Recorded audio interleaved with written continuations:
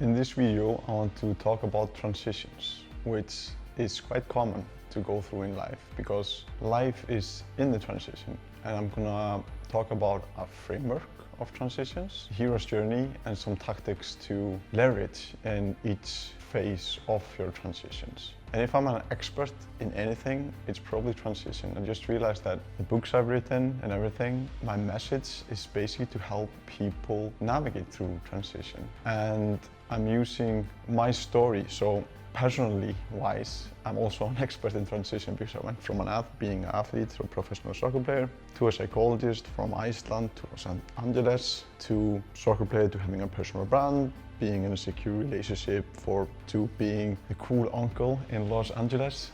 And life is more happening in the transition than not in transition. And most of the people who come to me in coaching are in some kind of a transition. Either it's like a proactive transition, so they feel like something is happening and they need to make a change, but maybe afraid of doing so. Or it's more like a reactive or responding transitioning where something happened unexpectedly in their lives and then they seek my support through they got laid off, they want a new job, they are navigating through a breakup, they're trying to make sense of everything, and that's what I help them through with. And transitions are generally pretty hard.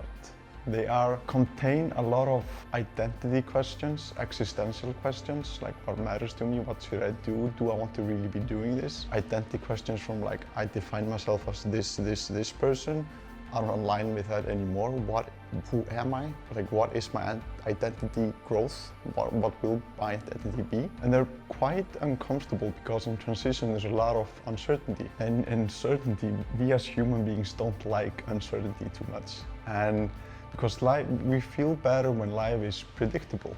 We understand ourselves, our experiences, our role in the world, where we are going, we are safe and secure in terms of finances, in terms of relationships, etc. But transitions are also one of the most meaningful things you can do in your life because most people fear transitions and change because it's uncomfortable. It's going to be really, really difficult. But staying where you are might be more difficult in the long term if it's causing you a lot of suffering compared to navigating through the transition and deciding to change to the person that you should become. Because sometimes transitions, I would say most often, transitions are not something bad that is happening. It's guiding you towards the person you're meant to be and having the life that you're meant to have. I want to talk about the hero's journey. I don't know if you heard about hero's journey, but hero's journey is a myth by Joseph Campbell.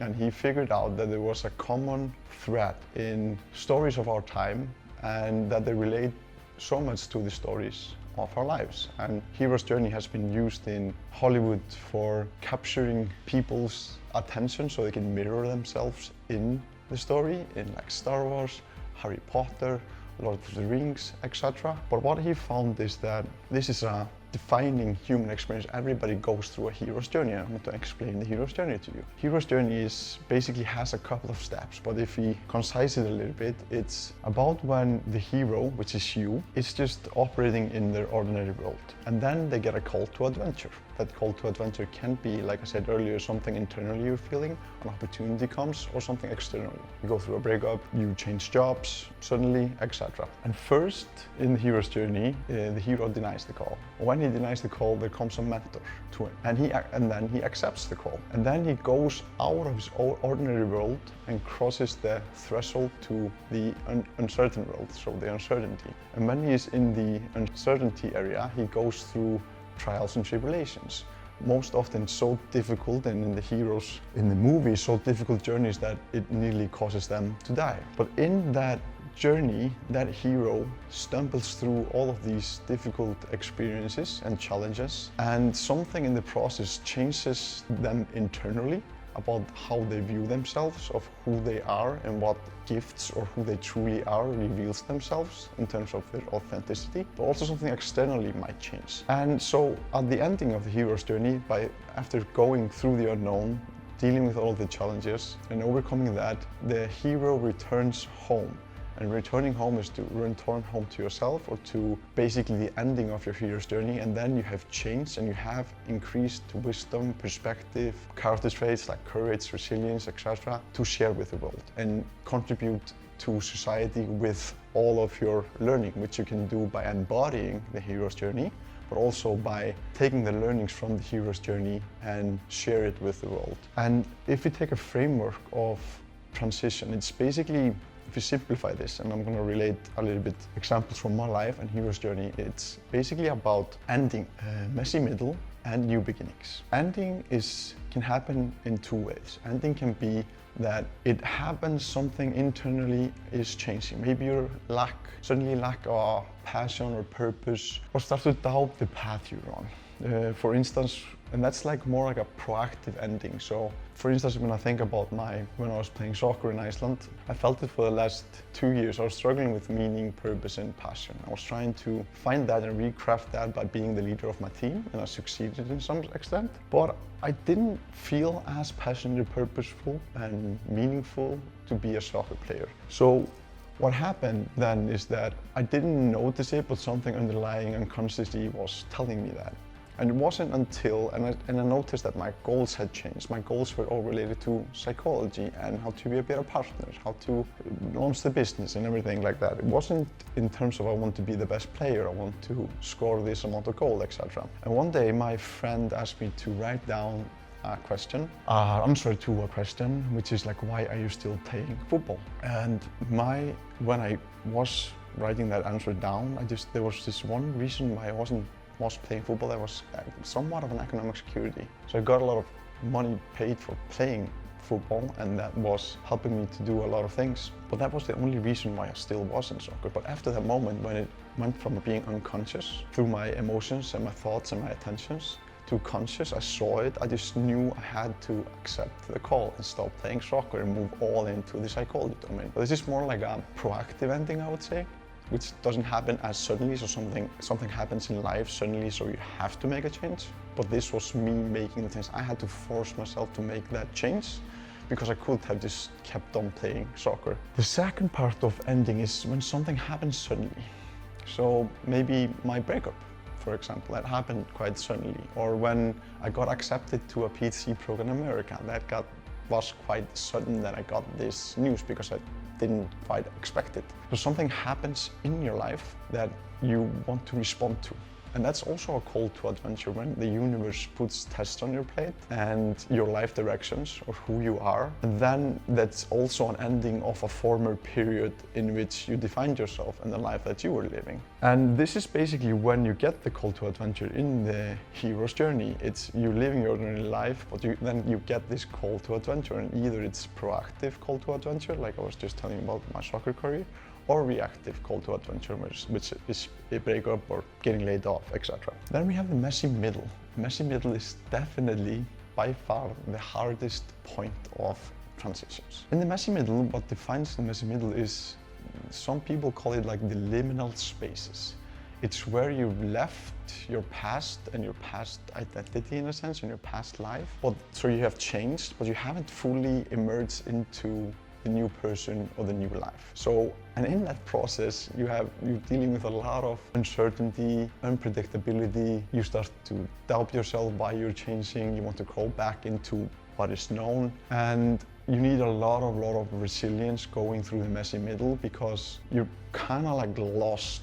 You are lost in terms of who you are, where you are going, and it's really hard to make sense of all things in the messy middle. And you want so badly just to crawl back into your former life, but if you push through, you will get to the last point, which is the new beginnings. And new beginnings is, and messy middle, just to add to that, is when the hero is going through trials and tribulations. So dealing with challenges and adversity that nearly kills them. And there is where the most changes in your internal character and your identity emerges. So you will realize a lot of good qualities and character traits about yourself by going through these transitions. Then we have the ending, and ending is when the hero returns home, changed as a person and ready to contribute to something to the world. And that's when you feel like the transition is over. So when I was transitioning to the US, I had difficult 1 year, but after like 2.5 years, when I moved to Venice Beach and I was swimming in the ocean, I just felt that a transition from the Iceland to LA was done, because I knew I had new routines, I had new friends, I had a new identity, and I've done a lot of stuff that made me finish. That's like a new beginning, but it took a little bit of while. And when you have a new beginning, you have changed and you feel more secure in terms of the transition. But then, suddenly, as like I'm going through maybe now, then you go through another transition, but more on that later. But so it's ending, messy middle, and new beginnings. And when you're in the new beginnings, as I told you, like that was the reason why, like, new beginnings was for me was about being a changed person. I was doing the TED Talk, sharing stuff on how to navigate through transition. That was the social media part. That was being just purely as a researcher, PhD student, and I had settled that in my identity. So in terms of rituals, in terms of tactics, in the ending part, I want to start with that one.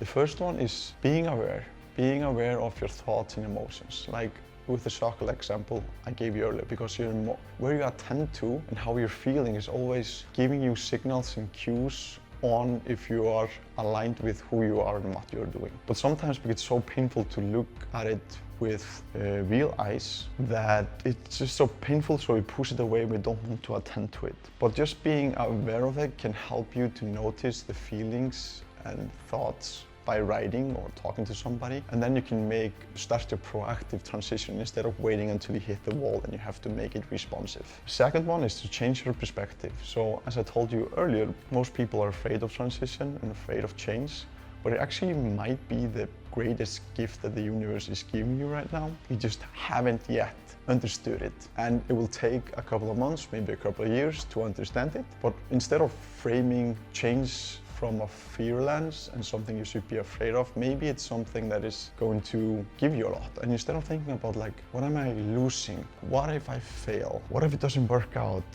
Switch the question of like, and this is kind of coming to outsmarting fear, which is the next step. Like switch, I'm gonna say this again. Instead of thinking about what you're losing, that you're going to fail, if you're going to fail, and why are you doing this, and what are you walking away from, think about, like, switch the question. Think about what you're gaining. Think about what you learn. Think about how you'll be able to tell stories, how you'll be able to contribute even more to your own life, but also to other people's life. And this is the reason for this to outsmart fear, is that when we go through transitions, our mind fixates on the negative, because the negative is there to protect us from an evolutionary perspective. But now in the life that we live now, we also have to train our mind to think about the positives of something. And I would like, because we double down so much and attend to the negative, it's also really good to think about the positive. And that's one thing that helped me a lot to say yes to the call to adventure to do a PhD program in America. I was so fixated on, like, I would lose my business, lose my friends, I would lose my predictability, I would lose my success, I would lose my brand that I built in Iceland. Then I thought, like, what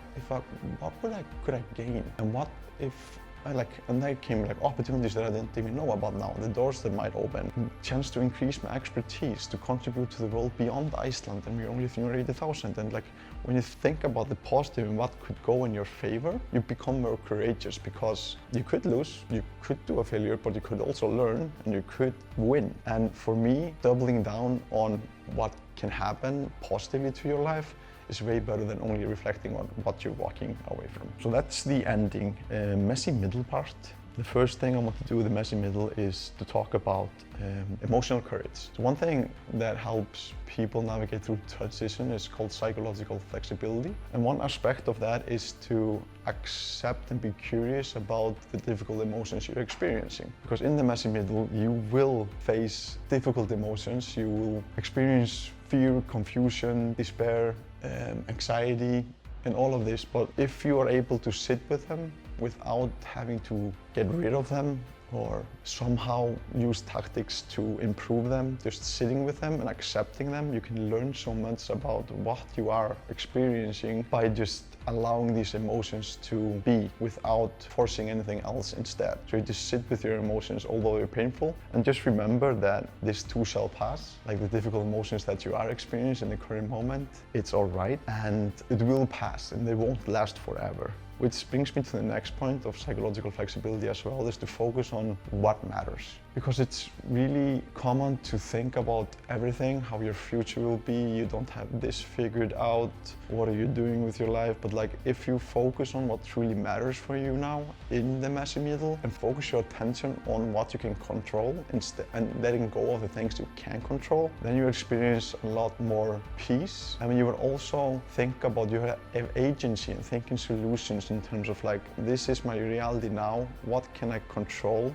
That might be your present habits or routines, that could be your breathing, that could be exercising, etc. But just focus on what matters in the messy middle. And what doesn't matter is having all your future figured out. Nobody has their future figured out, especially in transition. What matters in transition is maybe being emotional courage, feeling your emotions, maybe reaching out for social support, maybe doing writing, as I will talk about later, maybe focus on what do I really want from this season of my life. Like what is most important for me to do now, instead of being like caught in all of these things that doesn't matter. I know it's really, really hard, but it's really beneficial. I think another part is during the most difficult time, it's really good to lose yourself in something else. What do I mean by that? It's like attending to something beyond yourself and go out of your head. And this could be in forms of exercise or experience this kind of sense of flow in meaningful conversations. It could be nature, it could be reading a book, etc. But doing something that takes you a little bit out of your mind and to connection to something beyond yourself, because then you experience a lot of good emotions. If you're talking to other people, you can experience empathy. If you see something that you admire, you can experience awe in nature, or emotion that it's called elevation. And that basically, when you see that, your attention goes outward and you're not just dealing with what's inside. So that's really good to have these brief moments within the biggest messy middle uncertainty part. What helped me a lot, and maybe a term or a tactic that I developed and talked to you about in my TED Talk, was something I called identity funeral. So after like a year in the States, I was just, I melted down. I just totally broke down. And I was talking to my friend, and he was talking about how I was feeling and everything. And it was just, I wanted so badly to just crawl back to Iceland. It was so difficult. I didn't see the future. It was so difficult to go from being recognized in Iceland, feeling that you're making the world better by podcasting, coaching, public speaking, all of that, to being just a PhD student in America that nobody knew. And for me, I was defining myself as this coach, as this podcaster, and that was my identity. But in America, I wasn't getting opportunities to do that on the scale I was doing it in Iceland. So it felt kind of fake and inauthentic to me. So I was trying to keep that version of me, which was keeping me safe at the time, but it was doing more of a disservice to me in the moment I was in the US. So what we talked about on the phone, it was that my friend suggested that I should do an identity funeral, is to bury the Icelandic version of me, so the coach and public speaker and podcaster Becky, and allow the American researcher in me to rise and just to focus on that, and selling myself that by going into the research cave for the next 2 years, 2-3 years, I would be able to increase my expertise, develop my skills, and then come out of the cave as something else, way stronger, and be able to share the message with the world. It's kind of like the hero's journey. So I went out for a walk, and I had Hans Zimmers in my ears, and I just whispered to myself, Icelandic coach, speaker, and podcaster Becky, you served me well, but it's time for you to die for a bit, to allow me just to be the American researcher Becky. And that kind of identity funeral gave me so much peace. It helped me to think about more life in decades, and to focus on what truly matters for me in that situation, which was doing the PhD and the reason I came to America, to be able to develop the skills and strength and that have served me so well in my life after I came out of the research cave. And in terms of identity funeral, it's kind of type of a ritual, which is the next tactic I'm going to talk to you about. Rituals helps us process change. So getting a tattoo helps people process change. For me, it was to grow my hair when I knew I was going to move to Venice Beach. I've almost always had short hair in my life, but there was something about growing the hair and going to Venice Beach that was just symbolizing the change into the person I was becoming to. Some people get tattoos, grow their hair, jump out of an airplane, but it's something that is symbolizing that you are changing to a new person, and that seems to help people a lot. The next tactic I would suggest is writing or talking. And what I mean by that is that writing my book in my biggest transition, I've written 2 books from 2020 when life was changing a lot for me, so I just stopped playing soccer and I was going through this new career of my life. Then also I was writing a book when I was going through the most uncertain times in my life, about my former relationships, about relationship in general with friends and family, some losses, career transitions and everything. So what writing does for you, because in this book I was basically just telling stories of my life and then linking the science of psychology to it. Writing helps you understand yourself more, helps you to gain better perspective on the stuff that's in your mind, and that's actually why going to a therapist or a coach works, because when you talk and they listen, you kind of figure out stuff while you're listening, but it's already here, but it's just like a messy thing in your head. So writing is really important because it increases your comprehension, or you comprehend yourself better and you get better coherence, which makes you understand your experiences yourself in your life more. You might stumble on something that you couldn't understand otherwise than by writing or talking. And talking, I mean talking to a trusted friend that really listens, but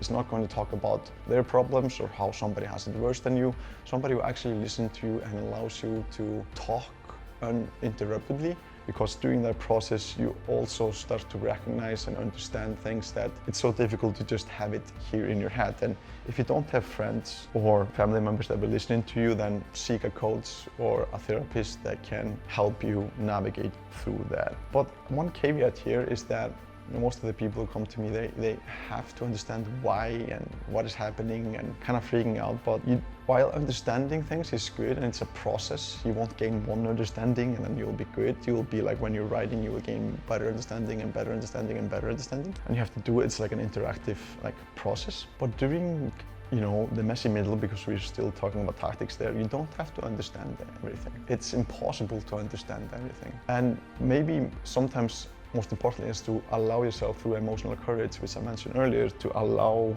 you a process through your body. Because you will understand later. All the understanding will come later, but sometimes you don't have to force understanding, and 100% understanding won't happen maybe in this moment, but will come later. So just giving you that, you don't have to know why. You don't have to know if you made the right decision. You don't have to know where your life is going to end. That will all come. So you can also just take the analyzer brain off and just experience emotionally, because that's sometimes the best thing you can do when you're going through difficult times. The ending, though, now you've gone through the ending, and maybe you've gone through, the new beginning, I say. So you've gone through the ending, and you've gone through the messy middle, and now you're in the ending. And now you kind of are in a space where you do understand yourself, and you have changed a bit. You've noticed that you're more courageous, you're more resilient, you've changed your perspective, you're more empathetic, you increased your skill in some capacity, you realized that it was never about what you accomplished during the hero's journey, it was how you internally changed. And when you have done that and you come out of the transition with an ending, you have so much wisdom and knowledge to share with others. Firstly, you have embodied that by having the courage and resilience to going through the messy middle, but you also are a new human being and you see the world differently. And now you're called to share that with other people. It might be your family, it might be your friends, might be expressing through social media, it might be through writing a book, it might be through doing a TED Talk, etc. Because you have a moral obligation to share how you went through pain and adversity and challenges and how that changed the person you are and what you did on the way, just like I'm doing with this video. And because other people, if you don't share your story, lack of you sharing that story will damage the world, because other people will hopefully learn so much from what you have gone through. And my ending or sharing it with the world is basically taking all of my learnings personally and scientifically speaking and coaching wise or practically speaking, and share that with tools or articulate in a way that I hope helps you, at least in this video. So you're called to that, and then and then hopefully you will stay in this ending zone and more order for some years, but then you'll go through another transition. And maybe that's something you will do proactively, or maybe something that the universe calls you to change. But I just want to remind you that you're growing into the beautiful person you are. Maybe you shouldn't fear transitions and change. Maybe it's guiding you towards who you've always been beneath the identities you have accumulated. Maybe it's guiding you to the person you're meant to become. And if you stay strong and do some of the things I was talking about and find your own hero's journey, then you are a light of this world, but your light will magnify to other people. And if you go through a couple of hero's journeys, or imagine like you are the hero of your life. Like imagine you're watching a movie and you are the hero of the movie. I live my life like that. It's quite dramatic, but like it's pretty amazing though to romanticize your life, that you are the hero of your own life. And when you're the hero of own life, you will be a hero in other people's life. And just remember that you got this. Whatever you're going through, whatever transition, you're just one decision or season away from completely transforming who you are in the life you live. And if you do that authentically and truthfully and do all your best, I promise you that your life will turn into a meaningful adventure, and you would always say, yes, I'm glad I took the call. I'm glad that I didn't deny the call, because if I had denied the call, I would be miserable and I would have never experienced everything that I experienced by saying yes to the call. So stay strong, you are the hero. Hero goes through struggles, but hero will come on up top, and you are the hero in your own life. And you should behave your life like that, and you are really important. The lack of your best hurts everything, and I hope you continue. I hope you say yes to the call. I hope you change. I hope you have somebody to support you on that change process, and I hope you grow into the beautiful person you are. Otherwise, thank you. Subscribe if you liked this video, and it's so fun to make these videos, and give me comments and feedback. I'm really receptive to that. I want to make this as good as possible as I can for you. So yeah, share that with me, and let's do this.